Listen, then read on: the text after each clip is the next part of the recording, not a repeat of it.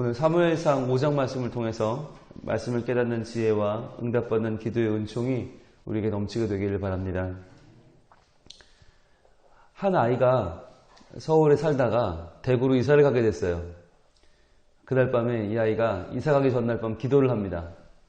하나님, 그동안 감사했어요. 안녕히 계세요. 저는 대구로 갑니다. 라고 기도를 했어요. 참 아이답죠? 근데 이 아이가 지금 순수하긴 한데 잘못 알고 있는 게 뭐예요? 하나님이 어떤 분인지 전혀 모르는 거죠. 그죠? 그러니까 하나님이 그냥 좀 좋은 분, 좀 착한 분, 마음씨가 착해서 나를 좀 기도하면 좀 들어주시고 그냥 좀 잘 대해주시는 분 정도로만 알았던 거죠. 하나님이 어떤 분인지에 대한, 하나님이 서울뿐 아니라 대구, 부산, 대전, 세계 어느 곳에도 함께 하시는 무소부재하신 하나님, 전능하신 하나님이라는 생각 자체가 없는 거죠, 이 아이는. 근데 여러분, 이 아이가요, 우리의 모습일 때가 있어요. 우리도 하나님을 그냥 좀 좋은 분, 그냥 좀 나한테 잘해주시는 분, 내가 힘들고 어려우면 찾아와 다독거려 주시는 분, 내 눈물을 닦아주시는 분 정도로만 생각할 때가 있다는 것이에요. 그럼 하나님은 어떤 분입니까? 하나님은 천지 만물을 창조하시고 인류의 역사를 시작하신 분이죠. 시간의 주인이시죠. 그리고 그분은 천지 만물의 아버지, 만물의 주제, 천지 만물의 주제세요. 그러니까 모든 공간의 주인이세요. 모든 인간의 주인이고 역사의 주인이신 그분께서 인간의 역사를 주관하시고 마지막 날에 완성하실 하나님이세요. 그 전능하신 손을 우리가 알고 믿느냐 모르고 믿느냐 하는 것은 굉장히 큰 차이가 있습니다. 그냥 좀 좋은 분, 그냥 좀 인자하신 분이 아니라는 거죠. 완전하시고 전능하시고 능력이 많으시고 이 모든 세상을 다시 한번 살리기도 하고 죽이기도 하는 분, 그 하나님을 바로 알아야만 그 하나님을 바로 경외할 수 있어요. 경외라고 하는 것은 단순히 몸을 굽혀 예배하는 것만이 아니라 그분을 진정으로 두려워하는 것이고 그분의 능력 앞에 서는 것을 두려워 떨며 그분을 온전히 하나님으로 섬기고 내가 그분 앞에 선 백성으로서 나를 만나주시는 하나님을 놀랍게 바라보는 것입니다. 내가 그분 앞에 도저히 설 수 없는데 그분이 나와 이렇게 교제할 수 없는 나와는 차원이 다른 하늘의 하나님이신데 그분이 나를 만나주시고 예배하게 하신다는 것이 얼마나 놀라운 것인지를 매 시간 체험하는 것입니다. 그러니까 우리가 내 자신을 바르게 알려면 하나님이 얼마나 위대하신 분인지를 알아야 돼요. 하나님의 전능하심, 하나님의 광대하심, 하나님의 위대하심을 알아야 그런 하나님이 나를 사랑하신다. 그런 하나님이 나를 자녀 삼으셨다. 그런 하나님이 나를 지금 만나주신다고 하는 것이 우리에게 얼마나 엄청난 사건인지를 바르게 알 수 있고 바르게 예배할 수 있는 것입니다. 오늘 본문에서 블레셋 사람들은 지금 기고만장해 있습니다. 우리가 하나님을 이겼다는 거예요. 우리가 그 이스라엘의 하나님을 이겼다. 왜요? 바로 전장에서 블레셋 사람들이 이스라엘 사람들을 쳐서 4,000명을 죽이니까 겁에 질린 이스라엘 사람들이 하나님 앞에 나와서 진정 회개하고 하나님께 나와 하나님을 구하고 하나님의 본질을 구한 게 아니라 하나님의 상징물만을 가져가서 언약궤만을 끌고 가서 한번 우리가 이겨보자 오판을 했죠. 그래서 언약궤를 끌고 갔다가 그것을 빼앗겨버립니다. 하나님이 임재하는 상징물에 불과한 것을 하나님으로 잘못 알았던 것이죠.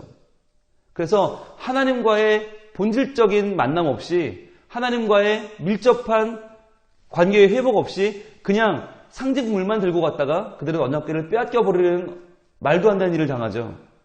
자, 문제는 여기서부터입니다. 블레셋 사람들은 이 언약궤를 빼앗아 와서는 그들이 하나님을 이겼다고 생각했어요. 하나님 별거 아니네. 그래서 블레셋 사람들이 하나님의 궤를 빼앗아 가지고 에벤에서에서부터 아스돗에 이르니라. 자, 아스돗은 어디냐면 그들에게는 신성한 곳이에요.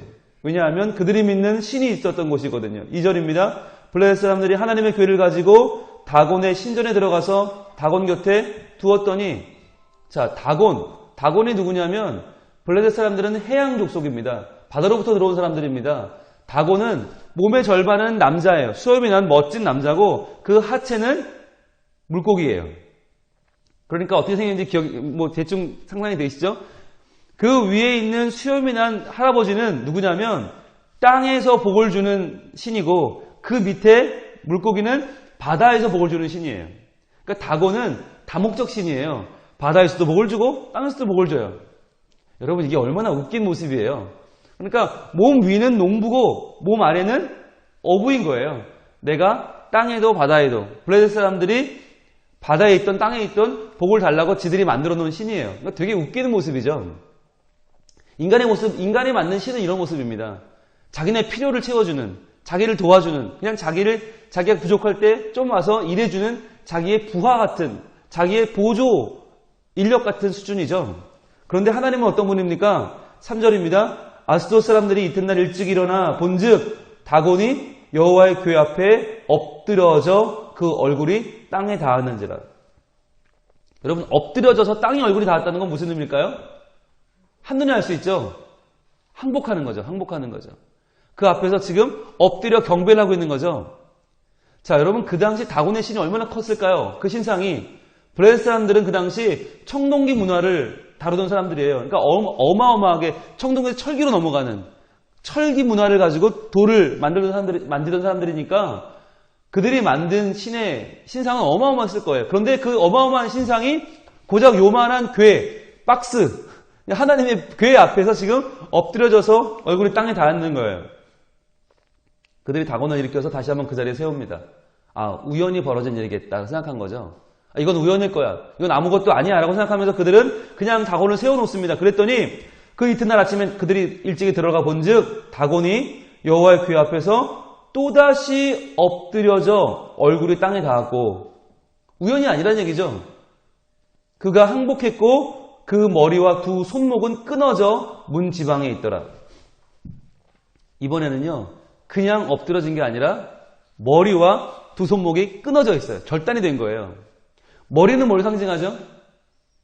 머리는 생명이죠. 머리는 모든 지혜죠. 머리는 모든 우리가 할 수 있는 모든 생각들, 우리가 구상하는 것들, 꿈과 비전이죠. 그 다곤의 생각과 꿈과 비전과 계획이 끊어져 버린 것이에요. 그뿐 아니라 손목, 이 손목은 정확한 이 문장을 보면 손바닥이거든요. 손바닥이 끊어져 버렸어요. 손은 뭘 상징하죠? 능력입니다. 뭘 행할 수 있는 능력이죠. 실제적인 능력입니다. 머리의 계획도 끊어지고 손의 능력도 끊어져 버린 것이에요. 그게 왜 문지방에 있는가? 블레셋 사람들은 문지방 아래에 우리를 돕는 신들이 있다고 믿었어요. 그러니까 그 머리와 문지방은 끊어져서 그 머리와 손바닥이 문지방에 있었다는 얘기는 하나님께서 봐라, 너희의 다곤과 너희의 믿는 신이, 너희가 과연 너희 계획하는 바, 너희의 모든 일하는 바들이 너희 신들에게 가서 도움을 청해야 할 것이다. 다곤이 너희의 신이라고 믿는 그 신이 너희가 믿는 그 온갖 잡신들에게 가서 도움을 구해야 할 정도로 지금 너희에게는 위기가 찾아올 것이다 라고 하는 선전포고인 것이죠.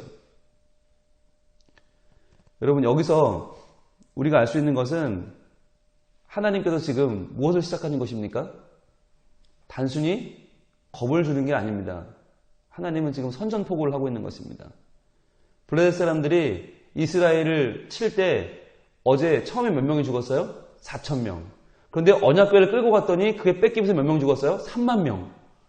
어마어마한 전쟁이 스케일이 커졌습니다. 왜냐하면 4,000명 죽을 때는 인간의 싸움이었고요. 3만 명 죽을 때는 신들의 싸움이 돼버렸어요. 언약궤를 끌고 나오면서부터는 신들의 싸움입니다.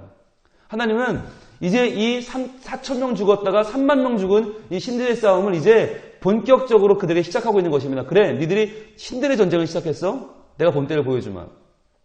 그리고는 그들의 신을 머리와 손목을 끊어버리면서 내가 너희가 믿는 그 신을 내가 본때를 보여주마. 그래, 신들의 전쟁은 시작됐다. 선포하시는 거죠. 4,000명에 3만 명, 이제 다곤을 엎어뜨리고 그의 목과 팔을 잘라버린 하나님은 본격적인 전쟁을 시작했습니다. 자, 6절입니다. 여호와의 손이, 자, 주어가 바뀌죠. 그 전까지는 블레셋 사람들이, 아스돗 사람들이, 그러다가 이제 6절에서 본격적인 주어가 바뀌어요. 여호와의 손이. 여러분, 하나님은 손이 있어요, 없어요? 없어요. 다곤 신은 우상이라 머리도 있고 손도 있지만 하나님을 상징하는 법궤에는 손도 없고 얼굴도 없어요. 머리도 없어요. 그러나 여호와의 손이라고 할 때 무엇을 말하는 것입니까? 하나님을 마치 의인화해서 하나님의 능력이 임하는 것을 상징하는 것이죠. 자, 하나님의 능력이 어떻게 임합니까? 아스돗 사람에게 엄중히 더하사 독한 종기의 재앙으로 아스돗과 그 지역을 쳐서 망하게 해버립니다. 이 종기가 뭘까요? 이 독한 종기가 뭘까요? 나중에 블레셋 사람들이 이 독한 종기를 달랠 때 쥐들을 보내죠. 쥐 모양을 보내죠. 쥐 형상.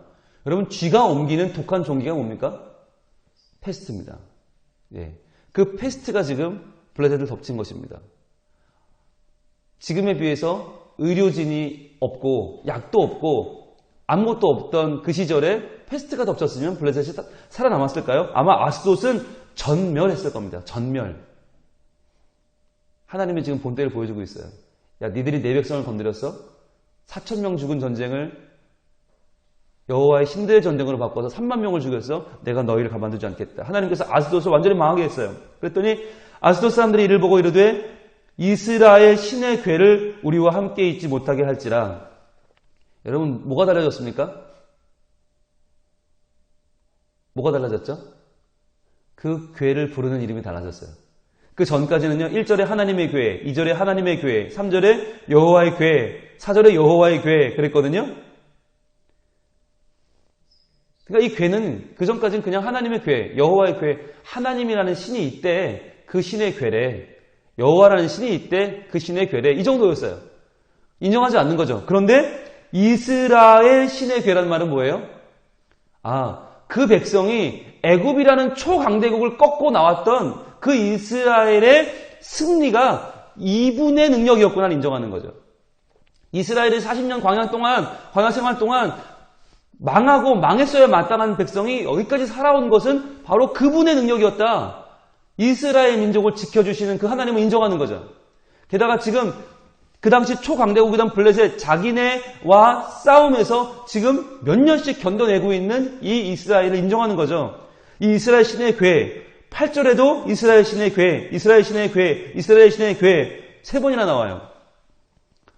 10절에도 이스라엘 신의 궤, 11절에도 이스라엘 신의 궤. 여러분, 이게 무슨 모습인지 보이세요? 블레셋 사람들은 지금 당하고 난 뒤에야 하나님을 인정하고 있어요. 그 전까지는 이건 여호와의 궤야, 하나님의 궤야, 아무렇지 않게 여기다가 직접 당해본 뒤로 이거는 이스라엘 신의 궤구나. 언어가 바뀌고 있어요. 여러분, 어디서 많이 본 모습 아니에요? 이게 과연 블레셋의 모습입니까? 그들만의 모습입니까? 바로 우리의 모습이지 않습니까? 평소에는 하나님을 그냥 별거 아닌 분으로 생각하다가 문제를 만나고 내가 해결할 수 없는 위기에 맞닥뜨려 서서야 그때서야 비로소 목소리를 높여서 하나님을 찾는 우리의 모습과도 너무나 흡사하죠. 지금 이들은 제대로 당하고 있어요. 그런데 어찌 보면 제대로 당하는 게 복이에요. 제대로 당해서 하나님의 전능하심을 알게 된다면 그게 복이에요. 그런데 문제는 우리죠. 우린 제대로 당하지 않죠. 하나님의 자녀다 보니까 하나님이 우리를 제대로 당하게 하지 않으세요. 문제는 제대로 안 당하니까 그분이 얼마나 크신 분인지 몰라요. 그래서 우리의 멋대로 살다가, 우리 마음대로 살다가, 우리 욕심대로 살다가, 말씀을 무시하고 살다가 어느 날 하나님의 영광이 떠나는 말할 수 없는 불행이 찾아오기도 하죠. 어떻게 살아야 합니까?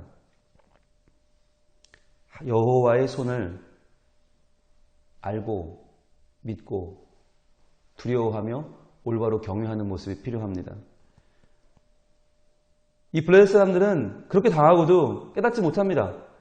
깨닫지 못하고 그 이스라엘 신의 궤를 아스돗에서 다른 곳으로 옮기면 되겠다. 그래서 8절에 보면 블레셋 사람들의 모든 방법을 모았습니다. 블레셋의 모든 방법, 모든 관리들, 모든 군주들이 다 모인 거예요. 그래서 연합회의를 해서 이스라엘의 신의 궤를 어떻게 했어요? 가드로 옮겨갔죠. 아마 아스돗과는 맞지 않나 보다. 그러니까 여호와의 궤라는 이 이스라엘 신의 궤는 아스돗이라는 도시와는 맞지 않는 것 같아 라고 하는 그들 나름대로의 아주 이게 뭐죠? 이게 점치듯이 그래 재수가 없었을 거야. 그래서 이 지역은 이 괴랑은 안 맞아. 그럼 가드로 한번 보내볼까 했어요. 가드로 간 뒤에 9절입니다. 그것을 옮겨간 후에 여호와의 손이 심히 큰 환란을 그 성읍에 더하사. 자, 심히 큰 환란이죠. 마치 정말 사장에서 4,000명 죽은 뒤에 3만 명 죽인 것처럼 어마어마한 재앙을 그들에게 더한 것입니다. 성읍 사람들의 작은 자와 큰 자를 다쳐서 독한 종기가 나게 하셨죠. 어마어마한 페스트가 그 가드를 덮쳤습니다. 여기서도 역시 여호와의 손이 이것을 행하셨다라고 성경은 정확하게 기록합니다. 그래서 그들이 하나님의 교회를 에그론으로 또 보냅니다. 그래, 여기는 맞겠지. 그랬더니 에그론 사람들이 이제는 야야 더 이상 절대 그거 가져주면 안 돼. 절대 우리에게 보내면 안 돼. 그들이 이스라엘 신의 괴를 우리에게 가져다가 우리와 모든 백성을 죽이려 한다 하고 이제는 이들이 당하기도 전에 하나님을 인정하고 하나님을 두려워하고 있습니다. 여러분, 이 모습 가운데 우리가 빨리 캐치해야 되는 거죠. 이제 당하고 깨닫는 아스돗 가드 사람들보다 당하지 않고 먼저 깨닫는 에그론 사람들이 훨씬 지혜로운 거죠. 그래서 11절 이에 사람을 보내어 블레셋 모든 방백을 또 모읍니다. 제2차 총회의를 벌이죠. 이르되 이스라엘 신의 괴를 보내어 그 있던 곳으로 돌아가게 하자 하고 우리와 우리 백성이 죽임당함을 면하게 하자 하니 이는 온 성읍이 사망의 환란을 당함이라. 거기서 하나님의 손이 엄중하심으로 죽지 아니한 사람들은 독한 종기로 치심을 당해 성읍의 부르짖음이 하늘에 사무쳤더라. 지금 하나님은 이스라엘의 하나님으로서 블레셋의 가장 강력한 도시 세 곳을 박살내버리셨습니다. 그것은 아스돗과 가드와 에그론이라고 하는 세 성읍이었어요. 여러분, 이 사건이 성경에 기록되어 있는 이유가 뭘까요?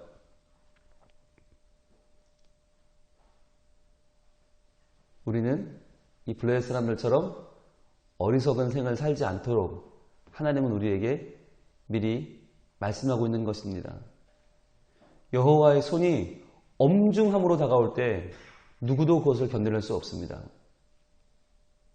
우리가 본질을 잃어버린 채 상징에만 집착한다면 하나님은 그러한 우리들에게 하나님을 바로 알지 못하고 바로 믿지 못하는 우리들에게 하나님은 언젠가 엄중함으로 다가오실 것입니다. 우리는 그분을 감당할 수 없습니다. 그렇다면 지금부터 우리는 하나님을 바르게 알고 바르게 믿어야 됩니다. 그분은 우리의 좋은 친구가 아닙니다. 그분은 크신 분이요. 그분은 전능하신 분이요. 그분은 위대하신 분이요. 그분 내 삶을 통치하시는 만군의 왕이요. 왕중의 왕이요. 천지의 주인이십니다. 그분 앞에서 우리의 모든 것은 숨길 수 없습니다. 우리의 모든 것은 그분 앞에서 가려질 수 없습니다. 있는 그들의 모습을 내려놓고 주님, 저는 죄인입니다. 저는 연약합니다. 하나님 앞에 내가 할 수 있는 것은 아무것도 없습니다. 그러나 내가 하나님 앞에 오직 주를 경외하며 주를 두려워하며 주를 예배하오니 하나님의 전능하심으로 나를 하나님의 자녀 삼아주시고 나를 새롭게 하시고 나를 고치시고 내게 하나님의 능력을 더입혀 주셔서 내가 내 뜻대로 사는, 내 마음대로 사는, 내 욕심대로 사는 인생이 아니라 하나님의 뜻대로 하나님의 말씀을 이루며 살아가는 주의 백성으로 살게 하여 주시옵소서. 그리하여서 하나님을 두려워하는 사람이 아니라 하나님을 이제 힘입어 작은 예수로 살게 하여 주옵소서. 하나님을 힘입어 세상을 이기는, 세상을 변화시키는, 세상을 아름답게 하는 주 예수 그리스도의 향기로 살아가게 하여 주옵소서. 그러한 모습으로 나아갈 때 엄중하신 하나님의 손이 아니라 완전하신 하나님의 손이 우리를 지키시고 우리를 통해서 우리가 속한 가정과 학교와 회사와 교회와 이 사회 공동체를 변화시켜 가실 것입니다. 기도하겠습니다. 지금 같이 기도할 때 하나님의 전능하신 바라보며 하나님을 두려워하며 사는, 하나님을 만홀히 여기지 않고 하나님을 경홀히 여기지 않고 내 멋대로 살지 않고 말씀대로 사는 주의 백성 되게 하여 주옵소서. 같이 기도하겠습니다. 아버지 하나님, 주님, 이 새벽에 저희들 주님 앞에 나왔습니다. 하나님, 우리를 깨워주시고 불러주시고 말씀하시는 하나님 앞에 귀를 기울입니다. 주님, 저희들 연약하고 저희들은 어리석어서 하나님을 바르게 알지 못하고 하나님의 위대하심도 하나님의 전능하심도 하나님의 통치하심도 알지 못한 채 저희들 그저 우리의 필요에 따라서 하나님을 부리는, 하나님을 명령하는, 하나님을 이용하는 말도 안 되는 삶을 살고 있지는 않습니까? 주여 우리를 용서해 주시고 하나님 앞에 우리의 죄가 가려졌다고 좋아하거나 하나님 앞에서 우리의 계획이, 우리의 뜻이 하나님보다 낫다고 생각하는 우리의 어리석음을 주여 용서해 주시고 온전히 하나님을 두려워하며 하나님을 경외하며 하나님을 예배하며 하나님을 높이며 나가는 우리들이 되게 하시며 오직 하나님 앞에서 주의 백성으로서 무릎을 꿇고 하나님 말씀에 귀를 기울여 말씀에 순종하며 주님을 높이며 살아가는 우리들이 되게 하여 주옵소서. 그러면 그런 삶을 통하여서 우리를 통해 역사하신 하나님의 은혜가, 하나님의 충만하심이 우리와 함께 하심을 기대하는 우리 인생이 되길 수 있도록 주여 우리에게 복을 주시고 우리와 함께하여 주시옵소서. 하나님 감사합니다. 저희 새벽에도 저희를 깨워주시고 불러주시고 말씀하시는 주님을 찬양합니다. 주님, 하나님의 거룩하심, 하나님의 전능하심을 저희들 바로 알게 하시고 전능하신 주님 앞에 나와 예배할 수 있는 것이 얼마나 하나님 허락하신 크신 은혜인지, 우리의 존재로서는 얼마나 말도 되지 않은 일인지 다시 한번 깨닫게 하시며, 그러나 오늘도 우리를 기꺼이 자려 삼으시고 기꺼이 우리 예배를 받아주시는 하나님 앞에 저희들 순종하며 경외하는 삶을 살게 하여 주옵소서. 주님, 오늘 하루도 진행되는 성전 건축의 모든 일정들 함께해 주시고 성전 이전하는 모든 과정 가운데도 부족함이 없게 하여 주시며 하나님께서 세밀하게 개입하시고 함께 인도하여 주옵소서. 주님, 또한 수능이 다가오고 있습니다. 수능과 수시와 진학을 준비하는 우리 모든 자녀들에게 지혜와 건강을 주시고 인내심과 끈기를 주시고 끝까지 좋은 컨디션으로 잘 준비하여 최상의 결과를 얻을 수 있도록 하나님 인도하여 주옵소서. 또한 그들이 대학만 들어가는 것이 목표가 아니라 온전히 하나님을 경외하며 두려워하며 예배하는 예배자가 되게 하시고 그들의 삶의 모든 목표가, 비전이 하나님께 있을 수 있도록 주께 소망을 두는 자녀들이 되게 하여 주옵소서. 넌 우리 담임 목사님 건강과 사역을 지켜주시고 은혜 충만케 하셔서 우리 모든 교우들이 담임 목사님 통해 주시는 주의 말씀을 깨닫고 말씀의 힘을 얻는, 말씀대로 살아가는 주께 영광 돌리는 백성들이 다 되게 하여 주옵소서. 이 새벽에도 가지고 나온 우리 각종 개인적인 기도 제목을 알릴 때 주님 들어주시고 하나님의 전능하신 손으로 응답하여 주시옵소서. 예수님 이름으로 기도합니다.